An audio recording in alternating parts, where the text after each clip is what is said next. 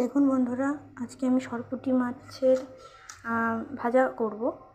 তো মাছটাকে আগে নুন হলুদ দিয়ে ভালো করে মাখিয়ে নিয়েছি। এখানে তেল গরম করতে বসিয়ে দিয়েছি, তেল গরম হয়েও গেছে। এবার মাছটাকে আমি ছাড়ব।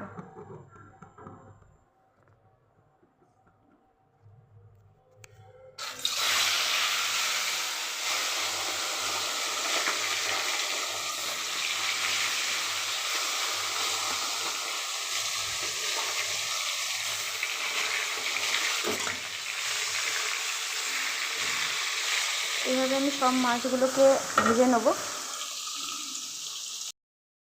এখানে আমি পেঁয়াজ, টমেটো, লঙ্কা, রসুন এগুলোকে কুচি কুচি করে কেটে নেব। এখানে আমার মাছের এক পিঠ ভাজা হয়ে গেছে, মাছটাকে উল্টে নেব।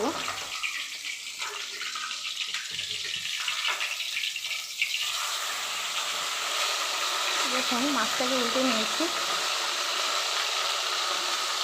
এভাবে সবকটা মাছ আমি ভেজে নেব। এখানে দেখুন আমার পেঁয়াজ, টমেটো,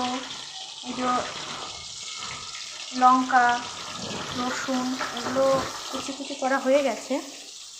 এগুলো দিয়ে আমি মাছটাকে ভাজা করব। আর তেলের মধ্যে এই কালো জিরেটা দেবো। দেখুন বন্ধুরা, মাছগুলো আমি সব ভালোভাবে ভেজে নিয়েছি। এবারে আমি কড়ার মধ্যে কালো জিরে দেবো সামান্য পরিমাণে। আর এবারে দেবো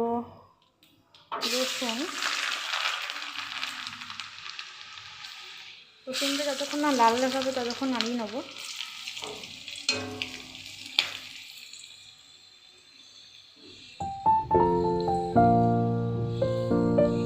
রসুনটা লাল লাল হয়ে গেছে। এবারে আমি এখানে পেঁয়াজ দেবো।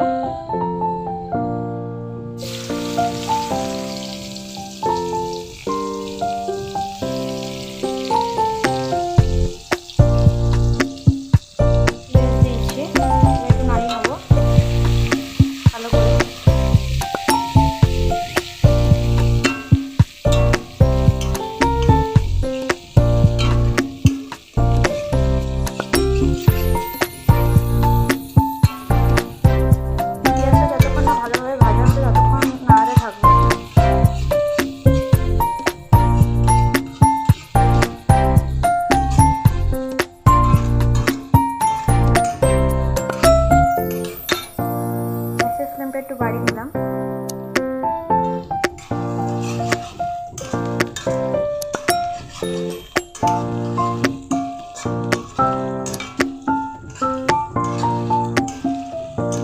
পেঁয়াজটা ভাজা ভাজা হয়ে গেলে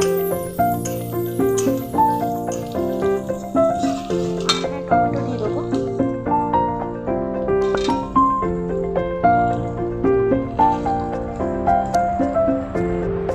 এখানে আমি সামান্য পরিমাণে হলুদ গুঁড়ো,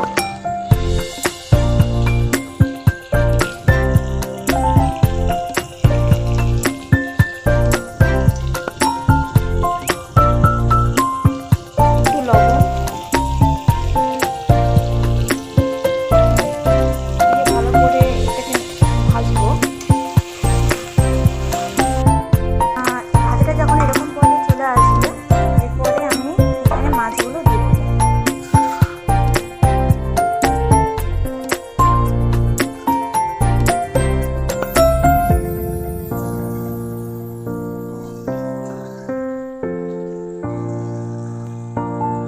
মাছগুলো দিয়ে দিলাম। এরপরে আমি আবার ভালো করে এটাকে মেশাবো।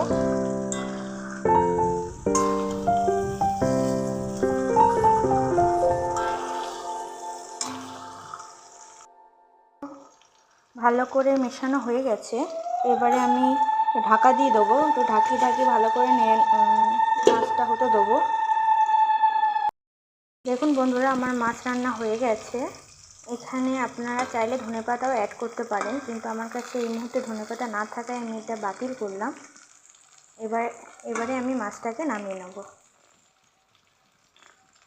ভিডিওটা যদি আপনাদের ভালো লাগে তাহলে লাইক, কমেন্ট এবং শেয়ার করবেন।